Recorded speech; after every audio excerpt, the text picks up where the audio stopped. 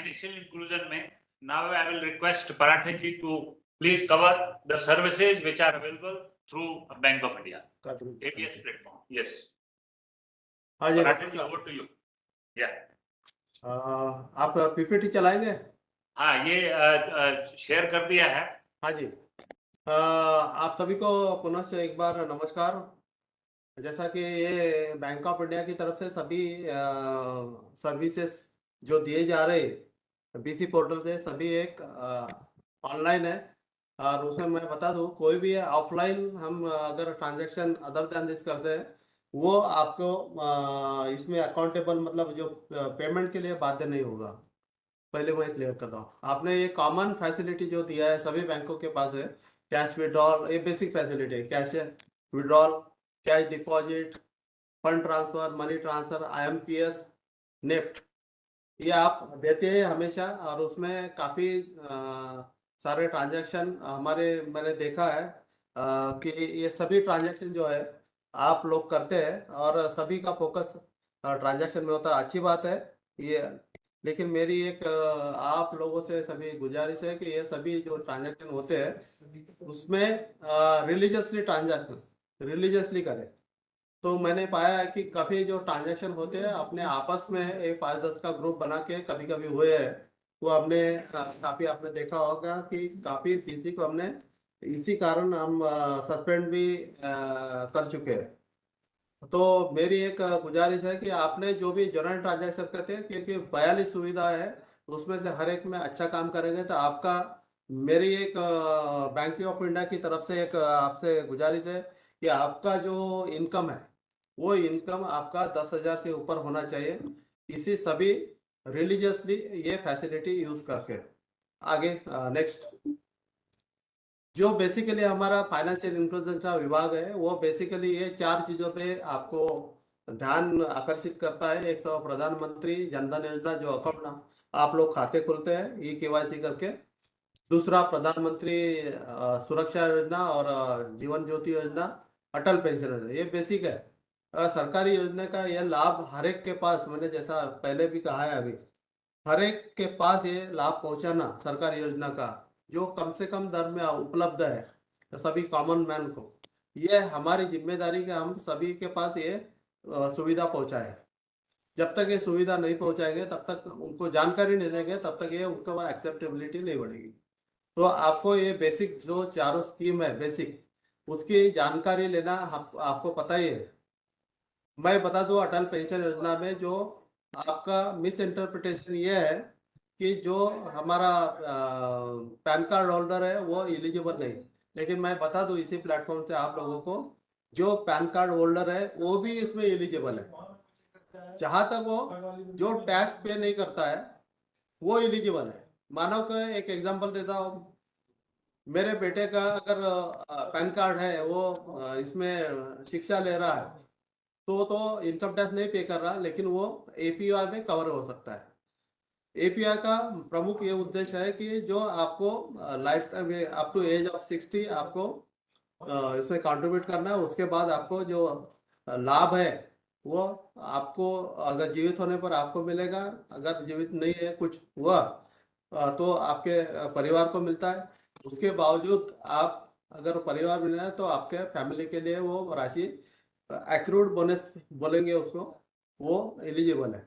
आज बता दूं, आज के तारीख में जो रेट इसमें एक्रूड इंटरेस्ट होता है वो लगभग 8% के तकरीबन है, जो बैंक डिपॉजिट से भी ज़्यादा है. और आपके अपने एक अच्छा सा अमाउंट आप जैसा RD खोलते हैं उसी के हिसाब से अच्छा अमाउंट आपका जमा होगा, जो आपको ही लाभ मिलेगा. ये उनको बताना है, तभी इसका फायदा होगा. जैसा अभी आपने इसका क्लासिक एग्जांपल देते हैं PMJJBY के लिए. PMJJBY में आपने कोरोना काल में काफी तांडव देखा मृत्यु का. मैं तांडव इसलिए बोल रहा हूँ कि काफी सारे आपके अपने आपने खोए, हमने खोया है. तो इस पीरियड में ना अपना परिवार वाला, ना आपका फ्रेंड, ना कोई अभी रिलेटिव आपके सामने आया होगा जो 2 लाख रुपए आपको तुरंत मदद कर. लेकिन ये योजना के तहत आपको जो कवर थे उनको ये लाभ मिला है. और उसमें मैं बैंक ऑफ इंडिया की तरफ से बता देता हूँ कि 7 दिन के ऊपर एक भी क्लेम हमारे पास आज के तारीख में भी पेंडिंग नहीं, ना कोरोना काल में था, ये मैं बता दूं। तो इसकी इफेक्टिवनेस आप समझिए कितना है। जब तक आप बताएंगे नहीं लोगों के बीच, तब तक इसका लाभ वो नहीं ले पाएंगे। और आपके बताओ, ये एक और मिस इंटरप्रिटेशन है कि मैंने जो पोर्टल में दिया है यस नो ऑप्शन करने के लिए, वो यस बाय डिफॉल्ट आता है, लेकिन आप लोगों ने देखा है कि उसको नो करते हैं। वो नो के पीछे आपका एक कारण है जो मेरे समझ में आया कि हम नो करें तो फॉर्म नहीं भरेंगे तो हमको कमीशन नहीं मिलेगा। ऐसा बिल्कुल नहीं, क्योंकि टीसीएस से रिपोर्ट जनरेट होता है, आप यस करेंगे वो काउंट होता है, जैसा बैलेंस होता है डिडक्शन होता है, आपका कमीशन आपको मिल जाएगा। आपको अलग से एप्लीकेशन देने की जरूरत नहीं है, ये मैं बता दूं। आगे नेक्स्ट, ये जो लोन रिक्वेस्ट इनिशिएशन है, सभी मैं जैसा बोला था इंक्लूडिंग मुद्रा लोन, गांव के लोगों, काफी लोगों को पता नहीं होता है कि ये बैंक में सुविधा हमको मिलती है। केसीसी रिन्यूअल जो होता है, गोल्ड लोन होता है, मुद्रा लोन होता है, vehicle housing loan, personal loan जो होता है, हर एक की बैंक ऐसी है कि हर एक की जो आप जरूरतमंद है, जिनको जरूरत होती है, उसी के हिसाब से आपको लोन सुविधा बैंक में उपलब्ध है। वो सुविधा जो है वो पहुंचाना आम आदमी के पास हमारी जिम्मेदारी बनती है। जैसा मैंने पहले भी कहा कि जब तक आप लोगों के बीच में नहीं जाएंगे, उनको जानकारी नहीं देंगे, तब तक उनको पता ही नहीं चलेगा कि ये भी फैसिलिटी मिल सकती है। क्योंकि मेरी जरूरत जो है वो एक स्पेसिफिक नहीं होती। मुझे अगर कहीं बीमार है, घर का कोई व्यक्ति है, तो मेरे पास इनकम होने पर भी एकदम से राशि उपलब्ध नहीं होती है जो हम पर्सनल लोन से दे सकते हैं। तो ये फैसिलिटी उसमें अगर जब तक वो बताएंगे नहीं, तब तक वो उनके पास पहुंच नहीं सकती। आपको बताना होगा। व्हीकल लोन, जैसा मालूम है व्हीकल लोन सभी सैलरी वालों को तो मिलता है, लेकिन आज मैं बता दूं जो इनकम टैक्स रिटर्न फाइल करता है या जिसका रेगुलर इनकम है, जिसका खेती का भी इनकम है, वो भी एलिजिबल है। हाउसिंग लोन सभी के लिए, आपको मालूम है सभी को आज प्रधानमंत्री आवास योजना के तहत सभी को लोन मिलता है हाउसिंग लोन। वो जब तक उनको पता नहीं होगा तब तक आपके पास आएगा ना, आपको बताना होगा कि आप इसके लिए भी एलिजिबल हो, आपको मिल सकता है। ये लीड जनरेशन जो है आप में ऑनलाइन पोर्टल में डालना है। जब वो डालेंगे at the end of the month आपको इसका कमीशन पूरा मिलेगा।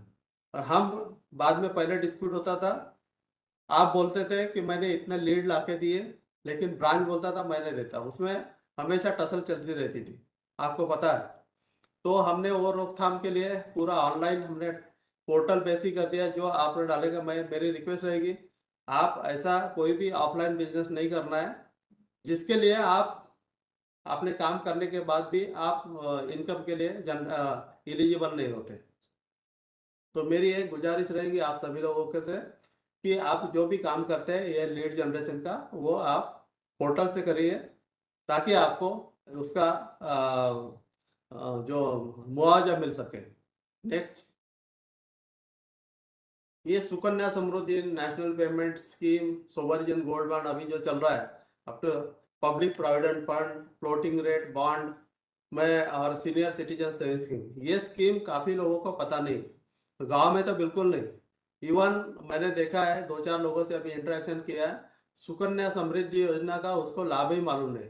उसको बेटियां है, लेकिन उसके लिए उसको ये नहीं लगता कि ये ऐसी भी स्कीम है जिसके तहत मैं अच्छा खासा मेरे बेटी के जब वो पढ़ाई के लिए या शादी के लिए मैं एक कॉर्पस खड़ा कर सकता हूँ।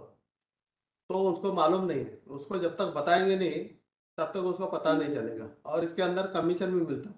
नेशनल पेमेंट स्कीम एनपीएस जो होता है, जिसमें मैं अभी बात कर रहा, अटल पेंशन योजना जो चलाता है पीएफआरडीए, उसी के हिसाब से एनपीएस भी चलाता है। तो एनपीएस में आप कितना भी अमाउंट फिक्स मतलब उसमें डाल सकते हैं, कंट्रीब्यूट कर सकते हैं। उसको आपको एवरेज रिटर्न जो है 8% के तकरीबन आज के तारीख में मिल रहा है, जो बैंक डिपॉजिट से आगे है। ये लोगों को पता होना चाहिए। जैसा गोल्ड बॉन्ड है, गोल्ड बॉन्ड जैसे गाँव गाँव में आपको सभी को पता है, अगर गोल्ड चाहिए तो उसको फिजिकल फॉर्म में चाहिए, लेकिन उसमें सिक्योरिटी कितनी है वो हमको पता नहीं था। कौन हाथ मार लेगा पता नहीं चलता, लेकिन उसको ये अगर गोल्ड बॉन्ड ले तो उसको लाभ, उसका इंटरेस्ट भी मिलता है 2%, और उसका जो एक्चुअल गोल्ड का वैल्यू है वो 5 साल के बाद उसको रिटर्न भी ले सकता है, जो उस टाइम रेट के हिसाब से है। पब्लिक प्रोविडेंट फंड ये सबसे बढ़िया स्कीम जिसमें टैक्स बिल्कुल नहीं लगता, सभी लोग उसमें कमेंट करते हैं, इनकम टैक्स पे भी उसमें डालते हैं, और सालाना 1.5 लाख तक उसको जमा कर सकते हैं। और उसका जिसके पास 1.5 लाख ना हो एक साथ नहीं है, तो हर महीने का हफ्ता हो जो भी आपके सुविधा के हिसाब से उसमें डाल सकता है। उसमें आज के तारीख में 8% रेट मिलता है, जो सबसे ज्यादा है, और जो आपकी राशि खड़ी होती है उसमें इनकम टैक्स भी नहीं लगता है। तो ये काफी लोगों को पता नहीं कि ये ऐसी भी स्कीम है इधर है, पर्टिकुलरली गांव वालों को पता नहीं। तो ये आप आपकी तरफ से प्लेटफॉर्म से अगर उसको बताया जाए तो जरूर इसमें आपको, उनको भी लाभ होगा, आपको भी लाभ होगा कमीशन के रूप में। फ्लोटिंग रेट मैं ये एडवोकेट नहीं करता हूँ, क्योंकि आप इसको है गवर्नमेंट बिजनेस का, लेकिन काफी लोगों को समझ में नहीं आता, इसलिए मैं चर्चा नहीं करूंगा। सीनियर सिटीजन सेविंग स्कीम बहुत अच्छी है, जिसमें सीनियर सिटीजन जैसा अरोरा जी मैं हूँ, आफ्टर 60 हम इसका लाभ ले सकते हैं। काफी लोग गांव में काफी लोग हैं जिनके पास फिक्स बैंक में रखा है, अगर इसमें रखेंगे तो उसको ज्यादा रेट ऑफ इंटरेस्ट मिलता है, जो बैंक से 1% ज्यादा के आसपास मिलता है। नेक्स्ट, ये सभी सुविधा आपके पास अवेलेबल है। पासबुक हो गया या तो आरडी, हाँ आरडी पे मैं आऊंगा। काफी लोगों को मतलब आरडी जैसा कि ये सबसे महत्वपूर्ण है, जब अपना एक कैपिटल बिल्ड कर कोई भी अगर बिजनेस स्टार्ट करना चाहते थे, उसके पास कम से कम अपना कैपिटल, अपना खुद का पैसा होना चाहिए, तभी बैंक लोन देते थे। ये बढ़िया माध्यम है आरडी का, जिसके थ्रू आप उसका कैपिटल खड़ा कर सकते हैं। जो अभी एटीएम फैसिलिटी, माइक्रो एटीएम आपके पास होगा, मिनी स्टेटमेंट ब्लॉक करने का भी है, डेबिट कार्ड ब्लॉक करने का, हमें पता नहीं होता किसका मिस यूटिलाइज करता, ब्लॉक करने का फैसिलिटी भी बीसी के द्वारा किया जा सकता है। लोन रिकवरी का सबसे इंपॉर्टेंट, जिसमें सबसे ज्यादा हम कमीशन आजकल दे रहे हैं। और लोन रिकवरी में मैं एक रिक्वेस्ट करना चाहूंगा सभी से कि लोन रिकवरी ऐसे अकाउंट में कीजिए जो अकाउंट आपको टैगिंग किया है, नहीं तो बाद में आपका डिस्प्यूट आता है कि आप बोलते हैं मैंने रिकवरी करके दिया, लेकिन आपको पता नहीं होता कि ये मुझे टैग है कि नहीं। पहले जो भी ब्रांच मैनेजर आपको बोलता है लोन रिकवरी के लिए, आप पहले बोलिए उसमें टैग कर दीजिए, अगर टैग है तभी करिए, तो आपको वो ये डिस्प्यूट नहीं रहेगा। मोबाइल सीडिंग आज के तारीख में सबसे इंपॉर्टेंट है, इसलिए है कि बिना सीडिंग के आप कोई भी ट्रांजैक्शन आगे नहीं कर सकते, ये सबसे जरूरी है। और जेन्युइन जो कस्टमर है उसका मोबाइल सीडिंग होना जरूरी है, फिर नहीं तो फ्रॉड को रोकथाम के लिए ये बहुत जरूरी है मोबाइल सीडिंग करना। सेम आधार सीडिंग आप तो करते हैं, क्योंकि आप जब अकाउंट ओपन होता है तभी आप उसका आधार के साथ ही अकाउंट ओपन करते हैं, थंब इम्प्रेशन लगा है। उड़ाई प्रोजेक्ट स्टॉप पेमेंट चेक बहुत कम रहता है, लेकिन ये भी फैसिलिटी है। कंप्लेंट भी इस माध्यम से आप लॉन्च कर सकते हैं, आप डाल सकते हैं। रुपए कार्ड के लिए मैं बता दूं, अभी जो रुपए कार्ड काफी पेंडेंसी थी, हमने लगभग ये गए 15 दिन में 6 लाख के आसपास रुपए कार्ड इश्यू कर दिए। अभी जो भी पीएमजेडीवाई अकाउंट ओपन होता है उसमें आप रुपए कार्ड जरूर दीजिए, और उनके पास देके उसका रोकना नहीं, उसको ट्रांजैक्शन कम से कम करने लगे, ताकि मैंने पहले बताया कि 2 लाख का इंश्योरेंस इनबिल्ट है उसमें रुपए कार्ड में, उसका लाभ आप पहुंचाए उसमें। नेक्स्ट,